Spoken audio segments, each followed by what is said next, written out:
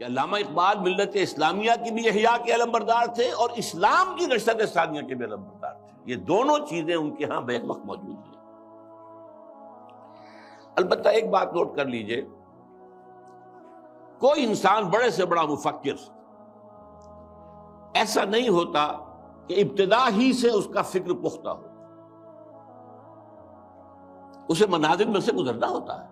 لَتَرْكَبُنَّ طَبَقًا عَنْ طَبَقٍ، درجہ بدرجہ آگے جانا ہوتا ہے. یہ معاملہ انبیاء کا ہے، رسولوں کا ہے، جن کو اول روز سے ہی اللہ تعالیٰ کے ساتھ جن کا رشتہ قائم ہوتا ہے وحی کا. لیکن غیر نبی کوئی بھی بڑے سے بڑا انسان. چنانچہ علامہ اقبال کی زندگی کے بھی 4 ادوار کا میں ذکر کرنا چاہتا ہوں. 1894-95 سے انہوں نے شعر کہنے شروع کیے یہیں شہر لاہور میں. اس سے لے کر 1905 تک یہ 10 سال لگ بھگ بنتے ہیں. وہ ایسے ہی ایک شاعر تھے جیسے بہت دوسرے شاعر ہوتے ہیں. بس یہ کہ اس میں فنی طور پر کچھ ان کا پڑھنا بھاری ہوگا بعض اعتبارات سے، لیکن وہی عشق و محبت کی باتیں اور وہی ہجر اور وصال کے قصے اور وہی گل و بلبل کی داستانیں، کی گود میں بلی دیکھ کر، یہ اس قسم کے مضامین. اور اس کے ساتھ اس وقت وہ ایک انڈین نیشنلزم کے بھی علمبردار بن کے سامنے آئے. ایک نیا شوالا اس دیش میں بسائیں، گویا کہ ہندوستان مسلمان، ہندو اور مسلمان مل کر کوئی ایک معبد تعبیر کرے.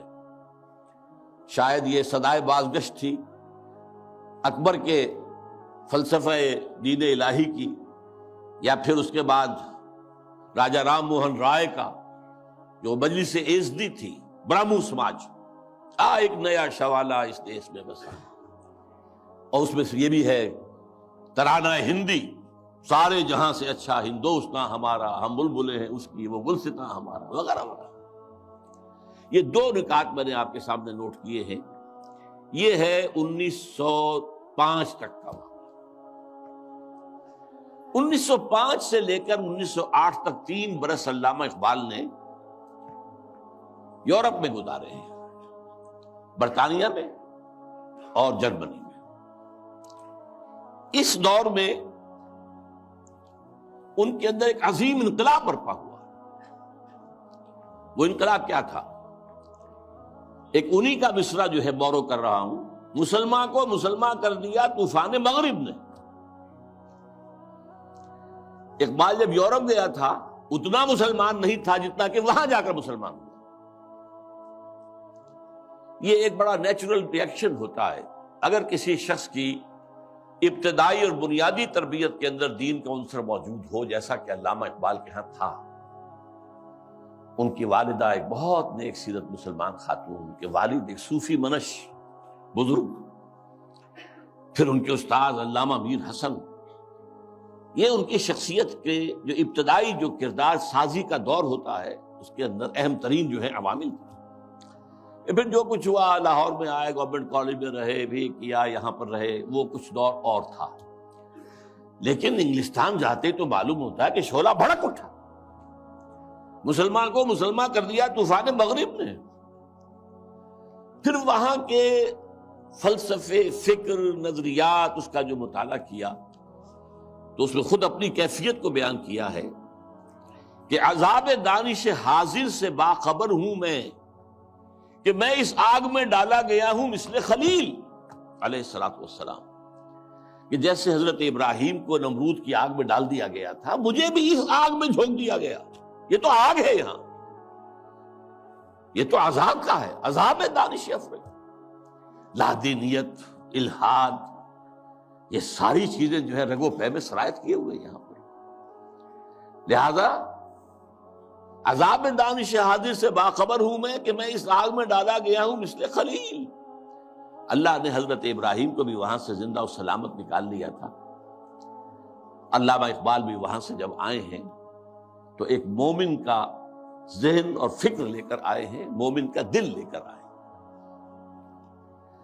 اس وقت کی ان کی جو ایکویٹی آف ویژن تھی اس کا اندازہ کیجئے. 1905 سے 8 تک کے حالات، اور انہوں نے مشاہدہ کر لیا تھا کہ فرنگ کی رگے جہاں پنجے یہود میں ہے. اور بھی بہت لوگ جاتے آتے تھے، انگلستان جاتے تھے، کسی نے دیکھا کہ دیکھنے والوں ہی کو دکھائی دیتا ہے، صاحب بصیرت لوگوں ہی کو. تو علامہ اقبال بہت بڑے سیر تھے، دیکھنے والے تھے. ایک تو حال کا مشاہدہ گہرا اور ایک مستقبل کے بارے میں بھی.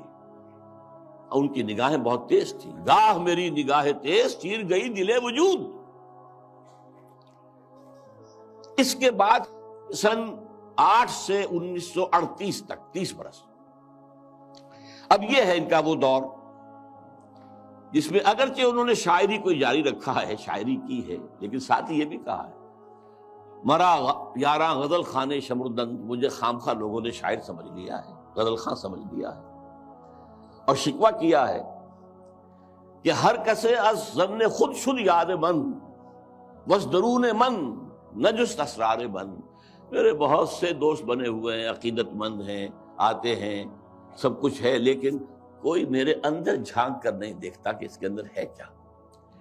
وہ کیا چیز ہے جو مجھے بے چین کیے ہوئے، اس سے کسی کو دلچسپی ہی نہیں ہے. یہ جو دور ہے 30 برس کا، میرے نزدیک اس میں اقبال کی سب سے بڑی حیثیت یہ ہے کہ وہ قرآن مجید کا اس دور کا سب سے بڑا شارح ہے. میں لفظ تفسیر استعمال نہیں کر رہا، وہ ایک ٹیکنیکل ٹرم ہو جائے گی. شارح اقبال قرآن، اور ساتھ ہی سب سے بڑا داعی ہے. میرے علم میں نہیں ہے کہ کسی اور شخص نے اس شد و مت کے ساتھ مسلمانوں کو قرآن کی طرف دعوت دی ہو کہ لوٹو قرآن کی طرف. سادہ ترین الفاظ میں وہ زمانے میں معزز تھے مسلمان ہو کر اور تم خار ہوئے تاریک قرآن ہو کر. اے چو شبنم برزمی افتندئی در بغل داری کتاب زندئی. اے وہ قوم جو شبنم کی طرح زمین پر پڑی ہوئی ہے اور لوگ اسے اپنے قدموں سے توڑ رہے ہیں، پامال کر رہے ہیں، ہوش میں آ، تیرے پاس وہ کتاب زندہ موجود ہے. جیسے حضرت موسیٰ علیہ السلام کے پاس بھی عصا تو تھا، لیکن جب دربار میں جب وہ مقابلہ ہو رہا تھا اور جادوگروں نے اپنی رسیاں پھینکی، وہ بھی سانپ بن گئے، تو حضرت موسیٰ کے دل میں بھی خوف آ گیا. فَأَوْجَسَ فِي نَفْسِهِ خِیفَةً مُوسیٰ. یہ بربنائے طبع بشری ہے. اس طرح کی چیز کا معاملہ انبیاء کی عصمت کے منافی نہیں ہے. بربنائے طبع بشری کہ میرا معجزہ بھی تو یہی تھا نا جو اللہ نے دیا تھا کہ میرا عصا جو ہے وہ اژدہا بن گیا، یہ تو انہوں نے سانپ بنا دیے، اب کیا ہوگا؟ تالی پٹ جائے گی. اب تو مجمع خود کہا تھا کہ جمع کرو لوگوں کو. اس وقت اللہ نے فرمایا جو تیرے ہاتھ میں اسے پھینکو، ذرا ڈالو تو صحیح، دیکھو تو صحیح، ڈرو نہیں.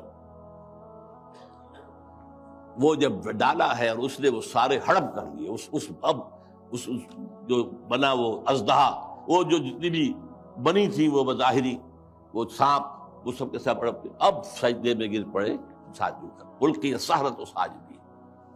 اسی طرح یہ امت آج اگرچہ موجود ہے، عصائے موسوی بغل میں ہے، سانپوں سے ڈر رہے ہیں. در بغل داری کتاب زندئی اے تو شبنم بر زمیں افتندئی. میں تفصیل میں نہیں جا سکتا، میری ایک کتاب ہے علامہ اقبال، اور اس میں میں نے تفصیل سے علامہ اقبال کے شارح قرآن ہونے کے اعتبار سے میں نے انہیں رومی ثانی قرار دیا. رومی کے بارے میں حضرت جامی رحمہ اللہ نے جو اشعار کہے تھے، مثنوی مولوی معنوی ہست قرآن در زبان پہلوی. یہ جو مولوی معنی، مولوی روم، ان کی جو مثنوی ہے، یہ فارسی زبان میں، پہلوی زبان میں قرآن ہی ہے، قرآن ہی کے مفاہیم ہیں، قرآن ہی کے مقاصد ہیں، قرآن ہی کا فکر ہے، قرآن ہی کا فلسفہ ہے جو بیان کیا گیا. منچگویم وصف عالی جناب نیست پیغمبر ولیکن دارت کتاب. میں کیا کچھ وصف بیان کروں مولانا روم کا، وہ پیغمبر تو نہیں تھے لیکن کتاب ان کے پاس تھی. کتاب جو ہے مثنوی مولوی مان. بالکل یہی بات جامی ہی کے طرح کے بہت بڑے شاعر تھے، جالندھر کے گرامی، اور انہوں نے یہ بات کہی تھی، در دیدہ مانی نگراں حضرت اقبال پیغمبر یہ کر دو پیغمبر نہ شد. جو لوگ معنی پر نگاہ رکھتے ہیں، جو لوگ صرف الفاظ کو نہیں دیکھتے، گہرائی میں جاتے ہیں، ان کے نزدیک تو حضرت اقبال کا معاملہ یہ ہے انہوں نے پیغمبری کی ہے، اگرچہ انہیں پیغمبر نہیں کہہ سکتے، معاذ اللہ ثم معاذ اللہ ثم معاذ اللہ۔ بہرحال یہ میرے نزدیک 1908 کے بعد سے لے کر ملت کے احیاء کا نعرہ، ملت کے احیاء کی نوید جاں فضا، اسلام کے نشأت ثانیہ کے دور کے آغاز کی بشارتیں بھی سنائیں، اور اس کے لیے ایک فکری مواد پیدا کیا، مغربی فکر پر تنقید کی، زوردار تنقید کی، ان کی سیاست پر تنقید کی۔ انسانی حاکمیت کہاں سے لے آئے ہو؟ سروری زیبا فقط اس ذات بے ہمتا کو ہے، حکمراں ہے ایک وہی باقی بتان آزری۔ حاکمیت تو صرف اللہ کو ہے، کسی کو یہ حق حاصل نہیں۔ اللہ کی حاکمیت، انسانی حاکمیت چاہے فرد واحد کی ہو، فرعون ہو، نمرود ہو، تو جتنی بڑی نجاست کا ایک بہت بڑا، یوں سمجھئے کہ بہت بڑی گانٹھ جو ہے کسی کے سر پر رکھ دی گئی ہے، ٹنوں، وہ اگر ایک ایک ماشا کر کے سب میں بانٹ دی جائے گی تب بھی تو نجاست ہی رہے گی۔ انسانی حاکمیت کا تصور جو ہے وہ نجاست ہے، وہ کفر ہے، وہ شرک ہے۔ توحید کیا ہے؟ اللہ کی حاکمیت۔ معیشت پر جو ان کا نظام ہے، جس طریقے سے انہوں نے مغربی معیشت کے تار و پود بکھیرے ہیں، جس طریقے سے کہ جو یہ بینکنگ سسٹم پر انہوں نے کہا ہے، ای ملوک ای فکر چالاک یہود، یہ بینک کیا ہیں؟ یہ یہودیوں کے دھوکہ دینے والی فکر کا نتیجہ ہے۔ نور حق السینہ آدم ربود، آدم کے دل سے، آدم کے سینے سے وہ نور حق جو ہے، وہ جو نفخت فیہ من روحی، وہ جو روحانی عنصر ہے انسان کا، جس کا محل قلب ہے، اس کو نکال باہر کیا۔ اور ذرا غور کیجئے، حیرت ہوتی ہے جذبات کی شدت۔ تا کہو بالا نہ گردہ دی نظام، دانش و تہذیب و دین سودائے خام۔ جب تک یہ بینکوں کا نظام تلپٹ نہیں کیا جاتا، جڑ سے اکھاڑ کر نہیں پھینکا جاتا، کہاں کی دانش، کہاں کی تہذیب اور کہاں کا دین؟ اندازہ کیجیے، عرض کیجیے جوہر اندیشہ کی گرمی کہاں، کچھ خیال آیا تھا، وحشت کا کہ صحرا جل اٹھا۔